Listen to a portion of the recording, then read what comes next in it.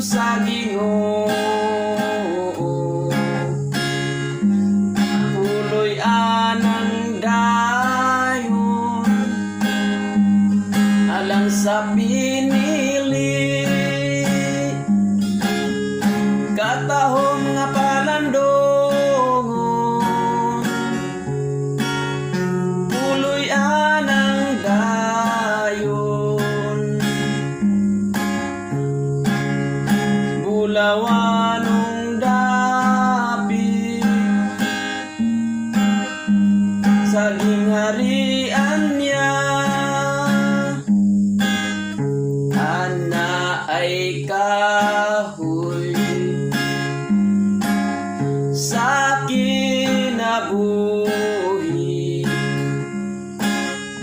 nga pagakanon